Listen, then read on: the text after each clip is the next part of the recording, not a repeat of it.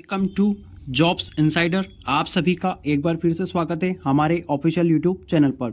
दोस्तों, आज काफ़ी समय बाद फिर से हमारी बातचीत हो रही है यहाँ पर एमपीपीएससी प्रीलिम्स एग्ज़ाम 2024 के रिगार्डिंग। दोस्तों, यहाँ पर हमारे देश में लोकसभा चुनाव की आचार संहिता लग चुकी है और अब यहाँ पर सबसे बड़ा मुद्दा कैंडिडेट के सामने यह खड़ा हुआ है कि 3 महीने लगभग चलने वाले चुनाव के बीच में यहाँ पर इतनी आपातों के बीच में एमपीपीएससी प्रीलिम्स एग्जाम कैसे आयोजित होगा। क्या यहाँ पर मध्य प्रदेश लोक सेवा आयोग यहाँ पर प्रारंभिक परीक्षा का आयोजन करेगा या फिर किसी तरह से कोई परेशानी होगी। क्या तय समय पर हो पाएगी प्रारंभिक परीक्षा या फिर एमपीपीएससी के जो कैंडिडेट हैं उन्हें फिर से यहाँ पर झटका लगा है। क्योंकि दोस्तों, सबसे पहला झटका तो यहाँ पर यह लगा था कि मात्र 60 पोस्ट पर वैकेंसी आई थी, जिन्हें बढ़ाकर 110 पोस्ट कर दिया गया। लेकिन यहाँ पर अभी सबसे बड़ा मुद्दा क्या प्रीलिम्स एग्जाम हो पाएगी, उसके साथ में यहाँ पर कुछ कैंडिडेट के लिए राहत की बात है तो कुछ कैंडिडेट के लिए परेशानी की बात है। क्योंकि जो 2023 का जो मेंस दिया है उनके लिए तो यहाँ पर राहत की बात रहेगी अगर टाइम बढ़ जाएगा, क्योंकि यहाँ पर उनके लिए थोड़ा वक्त मिल जाएगा। लेकिन कुछ कैंडिडेट जो पिछले 4 महीने से तैयारी कर रहे हैं, क्योंकि यहाँ पर दिसंबर में ही नोटिफिकेशन आ चुका था। तो दोस्तों, मैं आपको एक बात बता दूं, यहाँ पर आपका जो प्रीलिम्स एग्ज़ाम है वो पिछली बार यहाँ पर जो 17 दिसंबर को हुआ था, जिसके 4 दिन पहले ही यहाँ पर विधानसभा चुनाव मध्य प्रदेश में समाप्त हुए थे।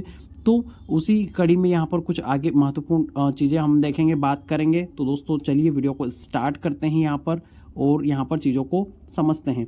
दोस्तों, सबसे पहले आप सभी का धन्यवाद। 2 लाख से ज़्यादा व्यू बेस हमारा पहुंच चुका है, जिसके लिए आप सभी का तहे दिल से शुक्रिया। आपके सहयोग और सपोर्ट से ही हम यहाँ पर पहुंचे हैं। We are nothing without you and you are support. So guys, आप सभी का सपोर्ट इसी तरह से बना के रखिए। हम कंटिन्यू आपके लिए चीज़ें यहाँ पर लाते रहेंगे। दोस्तों, इंपॉर्टेंट डेट्स की अगर बात करें इस बार प्रीलिम्स एग्ज़ाम की, तो आपको पता होगा यहाँ पर एप्लीकेशन 19 जनवरी से स्टार्ट हो चुके थे यहाँ पर। और बात करेंगे हम एग्ज़ाम डेट की। दोस्तों, एग्ज़ाम यहाँ पर 28 अप्रैल को होना है, यानी कि 28/4/2024 को आपकी एग्ज़ाम आयोजित होना है, जिसके लिए आपको यहाँ पर लगभग 4 महीने से ज़्यादा का समय यहाँ पर तैयारी के लिए मिला था। तो होप सो यहाँ पर तैयारी आपकी कंप्लीट हो चुकी हैं, या अगर आप तैयारी कर रहे हैं तो आपको यहाँ पर 40 दिन वाली स्ट्रेटजी की वीडियो भी हमारे चैनल पर मिल जाएगी, जिसे देखकर आप अपनी तैयारी को बूस्टअप यहाँ पर कर सकते हैं।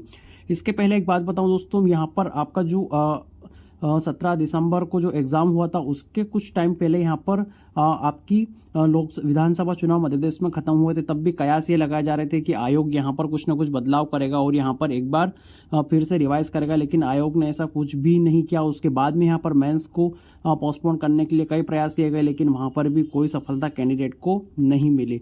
तो दोस्तों, एक बात का ध्यान रखिए, आयोग अपने पूरे मूड में है और जब तक यहाँ पर आयोग के द्वारा स्पेशल नोटिस नहीं दिया जाता तब तक यहाँ पर किसी भी चीज़ पर हमें भरोसा करने की आवश्यकता नहीं है।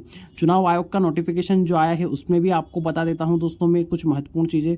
अब देखिए यहाँ पर दोस्तों, आचार संहिता जो लगी हुई है इसमें इन्होंने स्पेशल कहा है कि 19 अप्रैल से 4 जून तक लोकसभा चुनाव यहाँ पर होने वाले हैं, यानी कि जो 4 जून है, 4 जून को नतीजे आएंगे। तो काफ़ी समय लग जाएगा दोस्तों। आपका 28 अप्रैल को एग्ज़ाम में, अप्रैल के बाद में मई का महीना और फिर जून का महीना, और उसके बाद में अगर आपकी एग्ज़ाम ली जाए तो काफ़ी वक्त यहाँ पर बया हो जाएगा।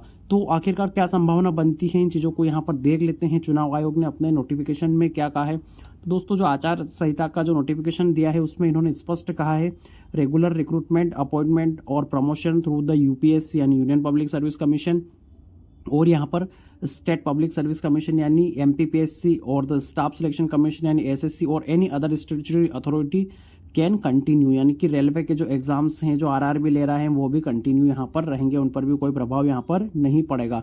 Recruitment through non statutory body will require Periyar clearance of the commission. जो संवैधानिक संस्थाएं नहीं है और जो इन्हें संविधान द्वारा स्थापित नहीं किया गया है, अगर वो रिक्रूटमेंट कर रही हैं तो उनको यहाँ पर कमीशन से क्लियरेंस लेना होगा, यानी कि जो यहाँ पर जैसे व्यापम वगैरह है इनको यहाँ पर अप्रूवल लेना होगा चुनाव आयोग से भर्ती करने से पहले।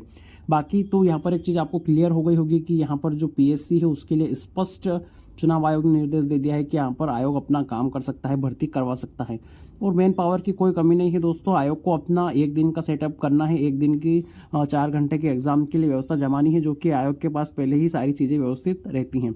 तो दोस्तों, कहीं ना कहीं उनको पहले से ही पता था कि यहाँ पर आचार संहिता लगेगी, तो इस हिसाब से उन्होंने देखकर ही डेट डिसाइड की है, इसमें कोई भी दोहरा यहाँ पर नहीं है। तो दोस्तों 28 दिसंबर या अप्रैल जो है दोस्तों, इस बात का विशेष ध्यान रखिए, यहाँ पर आपकी एग्ज़ाम इसी डेट पर होकर रहेगी, किसी के कहने में मत आइए दोस्तों। और मात्र 110 पदों पर वैकेंसी निकली है, इसका मतलब थोड़ी परेशानी की बात है। 80+ आपका कट ऑफ सामने दिख रहा है दोस्तों, तो इस बात का ध्यान रखिए और अपनी तैयारी को करते रहिए यहाँ पर, ताकि आपको और भी सभी चीज़ें टाइम टू टाइम होती रहें।